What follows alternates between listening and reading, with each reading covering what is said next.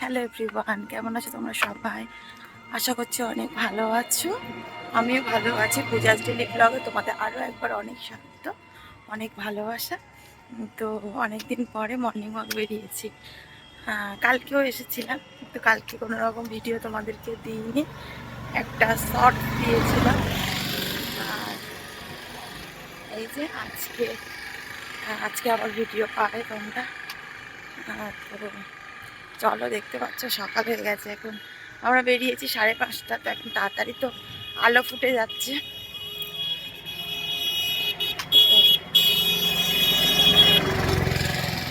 তো গাড়ির আওয়াজ। তো এই যে আমি একা নই, এই যে আছি আমার বডিগার্ডও আছে, আর আমি দুজনে মর্নিং ওয়াকে এসেছি। দেখবে রাস্তা, এই যে রাস্তা পুরো শুনশান। এই দেখো পুরো ফাঁকা রাস্তা।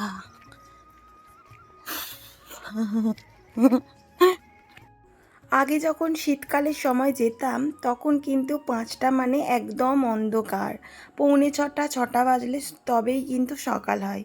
আর এখন 5:30টাতে একদম সকাল হয়ে যাচ্ছে জানো। তো একদম দেখো সব দোকানপাট বন্ধ। আর এই যে রাস্তাটা না বোধহয় সবে হয়েছে, যে কারণে এত সুন্দর লাগে হাঁটতে, একদম সমান সমান রাস্তায় হাঁটতে তো বেশ ভালো লাগে বলো। আগে যখন যেতাম এই রাস্তা দিয়ে এত ধুলো আর গাড্ডা, মানে কি বলবো তোমাদেরকে। তো আমরা যখন যাই তখন শুধুমাত্র না এই যে চায়ের দোকানগুলো খোলে, আর একটা মিষ্টির দোকান আছে, সেই মিষ্টির দোকানটাই খোলে, তারপরে সব দোকানপাট বন্ধ। কিন্তু একটু পরেই তুমি যখন আসবে 7টা বেজে যাবে, তখন কত লোকজন ভর্তি হয়ে যায়। তারপরে এই যে আমাদের মাঠে এই ফুলগুলো কত সুন্দর দেখতে হয়েছে, তাই না বলো? এই বসন্তকালের সময় কিন্তু এই ফুলগুলো ফোটে, পুরো মাঠে মানে ভর্তি হয়ে যায় জানো। এইটা যেমন দেখো পাতা একদম হালকা দেখা যাচ্ছে, পুরো সাদা, তারপরে এই যে পড়ে রয়েছে। আর এদিকে আমি আমার হাজব্যান্ড গিয়েছিলাম। তো লাস্টের দিকে যখন আসি না, তখন এত ক্লান্ত হয়ে যায়, এই যে ধীর গতিতে আসছি, আর ওই যে আমাদের বাড়িও দেখা যাচ্ছে, দেখতেই পেলে। তারপরে এদিকে এসে কিছু বাসি কাজকর্ম সেরে নিয়ে এই যে সবজি কেটে নিয়েছি, কারণ ওই যে মেয়ের স্কুল রয়েছে, রান্না বসাতে হবে। তো আজকে ভাবছি কি করব, সোয়াবিন দিয়ে ডিম দিয়ে তরকারি।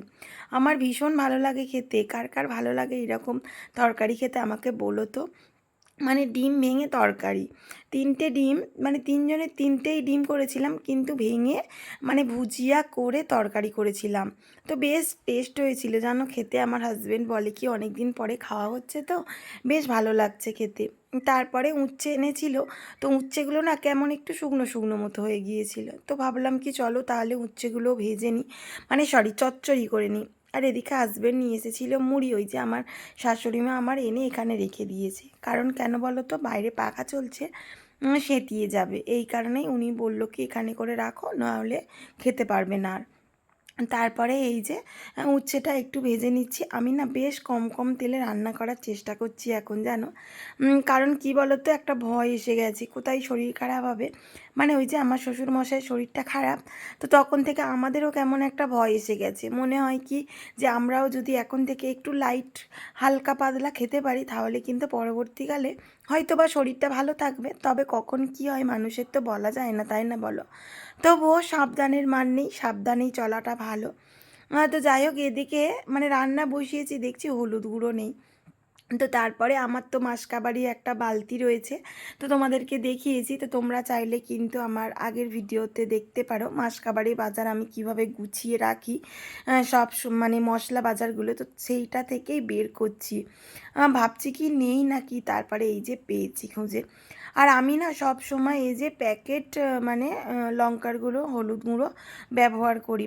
আগে কিন্তু লুজ কিনে আনতাম জানো, কিন্তু কেমন যেন মনে হয় আমার রং মেশানো, কেন এরকম মনে হয় জানি না। মানে এমনি লুজ লঙ্কা গুঁড়ো হলুদ গুঁড়ো আর প্যাকেট লঙ্কা গুঁড়ো হলুদ গুঁড়ো কিন্তু একেবারে আলাদা হয় জানো তো। এই যে জেকের, এবারে জেকের নিয়ে এসেছে, নাহলে অন্য বারে কিন্তু সানরাইজ নিয়ে আসে। এবারে জ্যাকেটটা পেয়েছে সেটা নিয়েছে, তবে প্রত্যেকটা প্যাকেটেরই ভালো মানে বলতে পারো, তোমরাও একবার ব্যবহার করে দেখতে পারো আমার কথা শুনে। মানে অল্প দিলেই কিন্তু বেশ ভালো হয়ে যায়। কিন্তু কি জানো তো, মানে এমনি লুজ নিলে মানে এর গন্ধ, প্যাকেটের হলুদ গুঁড়োর গন্ধ আর মানে লুজ হলুদ গুঁড়োর গন্ধ দেখবে একটু আলাদা সেন্ট হয়, আলাদা একটা গন্ধ হয়। তোমরা একটু ব্যবহার করে দেখো। তারপরে শরীরের পক্ষেও ভালো প্যাকেটের কোনো কিছু খাবার।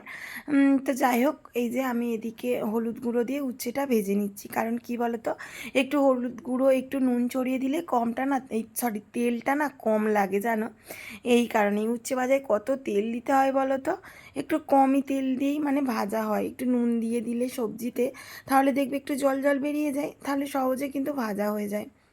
আর আমার হাজবেন্ড না আগে এরকম উচ্ছে দিয়ে চচ্চড়ি ভাজা এগুলো খেতে পছন্দ করতো না, এখন না বেশ খায় জানো। এই কারণেই আবার করি। তো ও যদি না কোনো কিছু খেতে পছন্দ করে, তখন কি আমার একা একা ভালো লাগে বলো, যে এটা রান্না করি ওটা রান্না করি। দুজন মিলে খাবো তবেই তো ভালো লাগে, তাই না? তো যাই হোক, এইদিকে মেয়েকে খাইয়ে পাঠিয়ে দিয়েছিলাম স্কুলে, তারপরে স্নান করে চলে এসেছি উপরের ঘরে। এই যে দেখো, যেইগুলো ডেলি ইউজ করি সেইগুলো না এই উপরে করে রেখে দিয়েছি, নাহলে কিন্তু ড্রয়ারেই আমার থাকতো জানো, বেশ অসুবিধা হতো, ঘেঁটে যেত প্রতিদিন। তো যেহেতু এগুলো মানে প্রতিদিন ব্যবহার করি, আর এই যে মামা আর্থের যে ডেলি ক্রিমটা দেখতে পেলে, এটা কিন্তু আমি ফ্রি পেয়েছি। তো সেটা কি করব, সেটা তো মানে আমাকে ব্যবহার করে নিতে হবে। এই যে সাজের সেই যে কসমেটিক্সগুলো রয়েছে সেগুলো এই ড্রয়ারের মধ্যে রেখে দিয়েছি। তারপরে আর কি, এই যে দুপুরবেলা আজকে রান্না করেছিলাম কি বলো তো, ওই যে বলেই দিলাম, সয়াবিন দিয়ে আলু দিয়ে তরকারি, আর করেছিলাম উচ্ছে চচ্চড়ি, যে কারণে আর দেখাইনি। সব সময় না এরকম হালকা পাতলা রান্না বান্না আর দেখাতেও ভালো লাগে না। তবে তোমরা চাও কি মাঝে মধ্যে দিদিভাই একটু রান্নাঘরের ভিডিও দাও, তুমি তো রান্নাঘরের ভিডিও দাও না। তো বলি কি বলো তো, রান্নাঘরে যখন ভিডিওটা আমি মানে করার চেষ্টা করি, তখন না আমি ভিডিওটা আপলোডে দিই, বুঝলে তো। আপলোড দিতে তো অনেকটা টাইম লাগে, বুঝতেই পারছো যারা মানে এইসব প্রফেশনের মধ্যে রয়েছো, মানে ভিডিও আপলোডে কতটা সমস্যা হয়, অনেকটা টাইম লাগে জানো তো। যখন করে মানে 20-25 মিনিটের ভিডিও হয়ে যায়, 10 জিবি 11 জিবি করে পড়ে, তো ওই টাইমটা মানে আধ ঘন্টা 1 ঘন্টা আপলোডে আমার চলে যায়। তো রান্নার সময়টাই না আমি আপলোডে বসাই, না হলে না আমার ঠিক সময় হয় না, বুঝলে তো। ভিডিও বানানোর একটা ব্যাপার থাকে। তো যাই হোক, তোমাদেরকে আজকে বললাম, তবুও আমি দেবার চেষ্টা করব। অনেকে বলো কিন্তু দিদিভাই রান্নাঘরের ভিডিও দাও, তোমার রান্নাঘরের ভিডিও দেখতে ভালো লাগে, তোমার রান্নাঘরটা বেশ সুন্দর, বেশ ভালো ভালো কমেন্টস করো, বেশ ভালো লাগে জানো। আর চুলটা ওই যে পুজোর সময় কেটেছিলাম, মানে কত বড় হয়ে গেল দেখো আবার কদিনে। আমার হেয়ার কিন্তু খুব তাড়াতাড়ি লম্বা হয়ে যায় জানো। হেয়ার ফল হয় কিন্তু এত গ্রোথ হয়, যে কারণে না বেশ মানে চুলের গোপাটা নষ্ট হয় না, ঠিকঠাক কি থাকে বলতে পারো। আর লম্বা তো হয়ই। তো যাই হোক, এই যে মানে হয়ে গিয়েছিল সন্ধ্যার, আজকে না ফেসিয়াল দিদি এসেছিলো, মানে টুম্পা দিয়ে এসেছিলো, তোমাদেরকে তো বলেছি আমি কার কাছে ফেসিয়াল করি, বাড়িতে এসেই ফেসিয়াল করিয়ে দেয়। তো তোমরা চাইলে কিন্তু ওই দিদিভাইয়ের মানে সঙ্গে কন্ট্যাক্ট করতে পারো। আমাকে বললে আমি তোমার কন্ট্যাক্ট নাম্বার দিয়ে দেবো। তো দেখিয়েছিলাম আমার আগের মাসের ভিডিওতে। তো তোমরা একবার সার্চ করে দেখতে পারো দিদিভাই কেমন ফেসিয়াল করে না করে। আর এই যে এদিকে আমার মেয়েকে খাওয়া, মানে মেয়েটা খাচ্ছে মাঠে থেকে এসে, আর আমি বললাম কি চলো তুমি নিচে চলো, তাহলে তুমি পড়ো, আমি একটু ঘর দাবাটা ঝাঁট দিই। কারণ কি বলো তো, ওই যে বিকালবেলা টুম্পা দিয়ে এসেছিলো না, যে কারণে আমি কোনো রকম মানে ঘরের কাজকর্মগুলো সারিনি, বিছানা গুছাবো, তারপরে কি বলো তো ঘর বারান্দাগুলো ঝাঁট দেবো, এগুলোই করবো আর কি। ওই খাবে নিচে আছে বোতল আছে।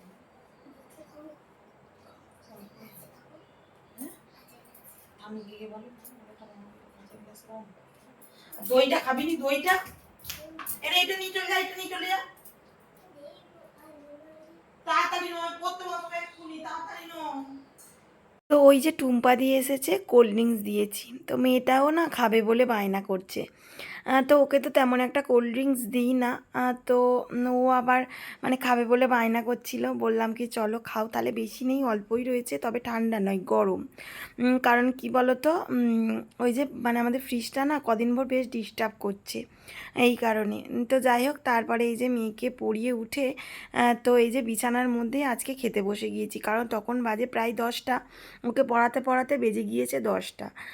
তো তারপরে এই যে হাজব্যান্ডও খাচ্ছিল মুড়ি, তো মানে আমার মেয়ে ফেলে দিয়েছে জানো তো বিছানার মধ্যে, ও আমার হাজব্যান্ড আবার রেগে গিয়েছে। তো যাই হোক বন্ধুরা, আজকে ভিডিওটা এই পর্যন্ত।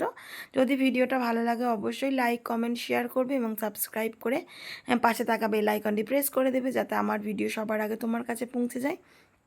টাটা, আবার দেখা হচ্ছে নেক্সট দিন নেক্সট ভিডিওতে। ভালো থাকবে, সুস্থ থাকবে। টাটা সকলকে।